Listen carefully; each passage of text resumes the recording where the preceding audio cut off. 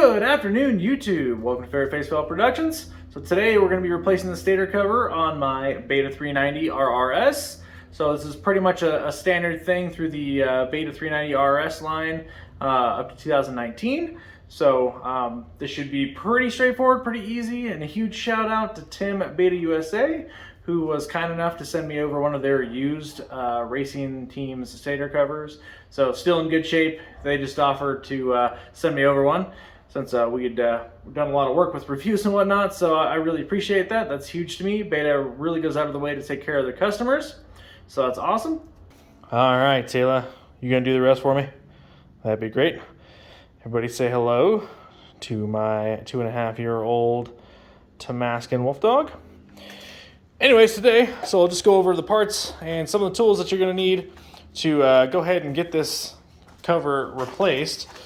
So step one, you need a new gasket. So that was the gasket they sent over to me.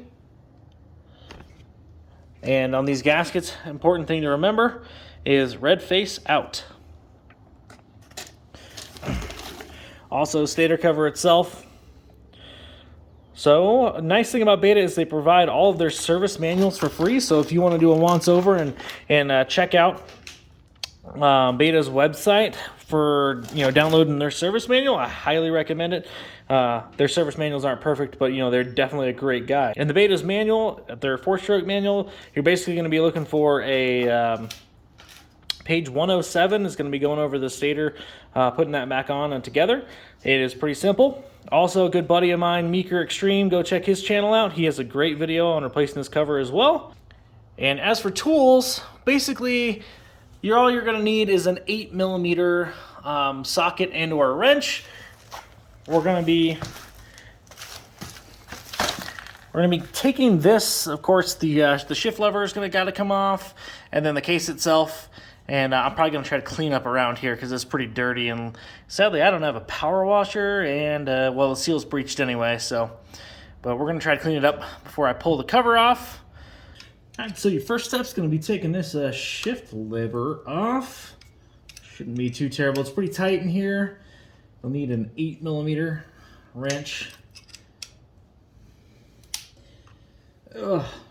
Wish it was a little bit easier to get to, I won't lie. Shouldn't be too bad though. It's enough to move. All right, once you get your lovely shift lever off, you're pretty much good to start pulling the case apart, or the side case, I should say. First things first is going to be this little breather hose clip. I'm pretty sure that this is just a breather hose for the case.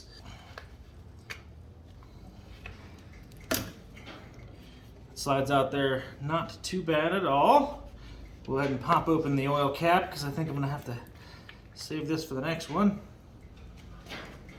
In this step, normally if you're changing this, you're gonna need to open up your drain bolt, but this is already drained of oil for obvious reasons.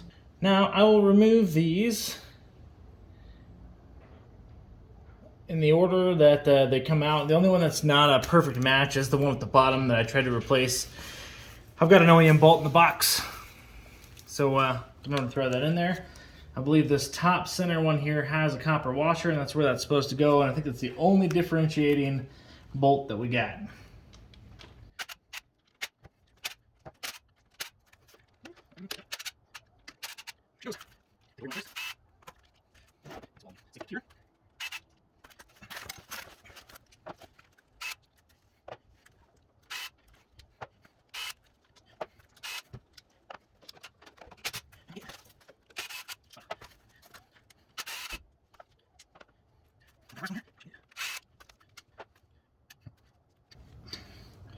And as always, when you pull this off here, oil probably is going to come out.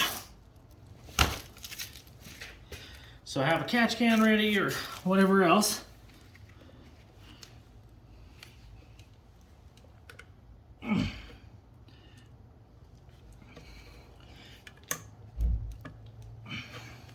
Oh yeah, I forgot. You also have where your stator wires are coming out, a zip tie right here. Probably gonna need to clip that zip tie so you can get to it. Grab a pair of dikes. And voila.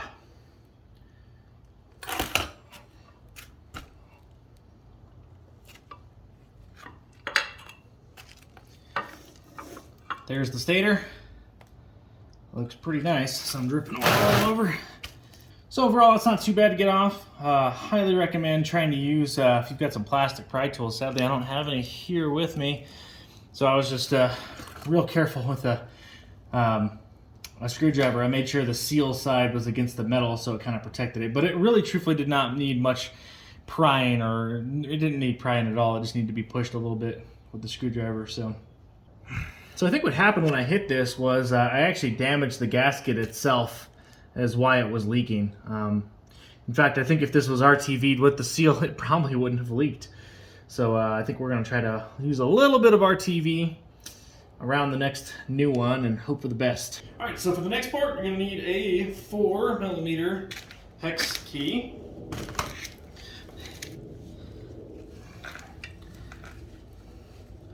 Should not be too terrible.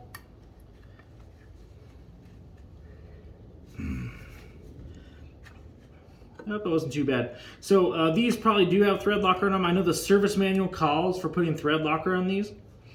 So yeah, so just keep that in mind. I don't apparently have a hex key that's small for my torque wrench, so I need to get a smaller set for those.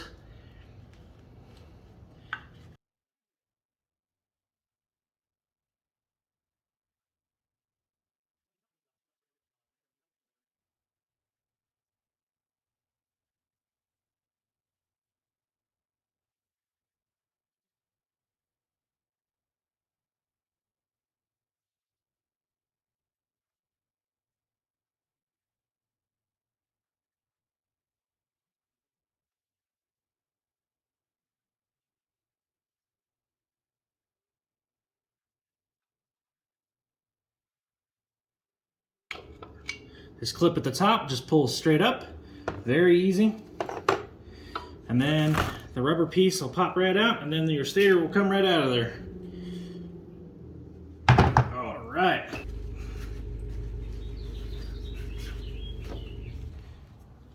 All right, for now we're just gonna wrap it in a paper towel and set it up there until I move on to the new one. So I did bend the hole out. It's real hard to see on camera, but that hole on this side right here, it bent out. It's definitely oblong now, but I think mostly what happened is it bent the, pretty sure it just broke the seal on the inside. Okay, so the next part is gonna be cleaning up around that seal and area for the new side cover to go on. So shouldn't be too bad. I'm probably not gonna get it perfectly clean. I'm just gonna use an alcohol-based solvent to clean her up. Don't want to spray in that area because I don't want to get too much junk in and around. So we're just gonna wipe around here, clean up as best as we can. Now they didn't use any RTV, so it does make it a bit easier. There's not much for the remnants of the other seal. I'm also not going to be changing the oil filter today because, quite honestly, I had just done an oil change with the new filter and everything right when this happened. So I'll probably, since I have this open, I'll do the change this case, and I'll probably run it for a few hours, and then I'll change it after the next ride, just out of paranoia. All RTV like materials and stuff. I'm going to use some ultra black RTV from Permatex. Good enough for what we're doing. Probably not my favorite RTV in the entire world, but we're just going to be coating around the sensors, or the where the stator's coming out, and around the cover seal. And I think that'll make a much better oil resistant seal than what was already there. Most people that get these new, they'll have oil leaks around all this stuff. So I'm also going to be using some blue Loctite with the stator bolts.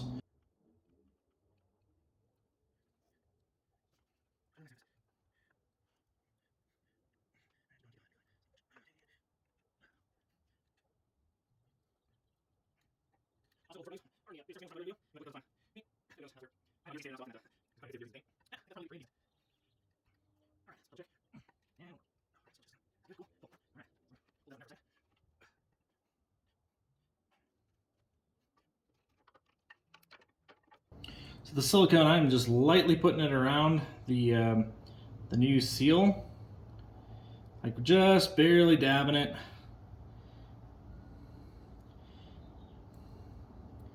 Putting a pretty light coat. Don't want any spooging out like you normally would get with the RTV. As best you can.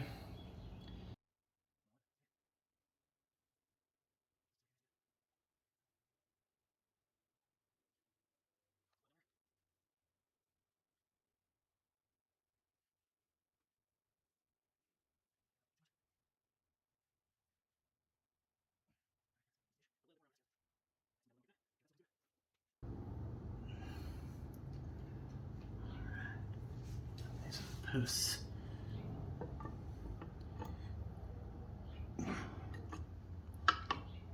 There we go. Okay. Now for our next part, I'm going to start screwing these back in. So copper washer goes up top again. I will hand tighten these. These are just going to be pushed down to where they're snug.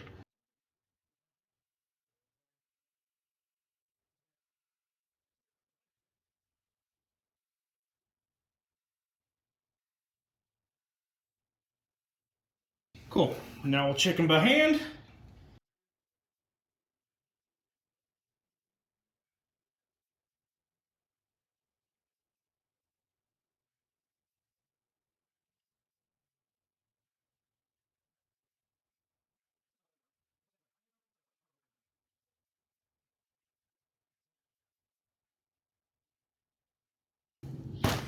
Alright. Put that back on there.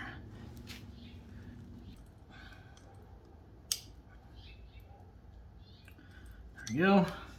Breather hose back in place.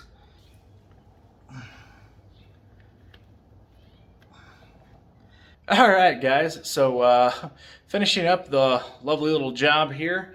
So not a hard thing to do. It's kind of tedious. There's little parts, and when you're on your knees working and stuff, it's not as much fun. I wish I had a lift. Ever since I've had compressed discs in my back, it's no fun being on my knees and stuff on the garage floor. But nonetheless, we got it done. I'm gonna have to wait for the RTV to set for about 24 hours, and then I'll throw some oil in it, make sure nothing's leaking, and I'll finish up. I'll probably leave it just as it is right now. That way I don't get it all back together and discover there's a leak. So let's pray to God not. I'm really hoping there shouldn't be, but we got some RTV, and I think we got everything put back together correctly.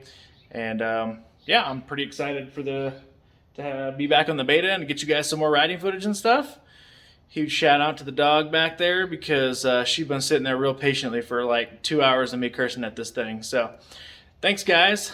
Thanks for watching. Don't forget to subscribe, like, share, do whatever you got to do, and I'll catch y'all next time.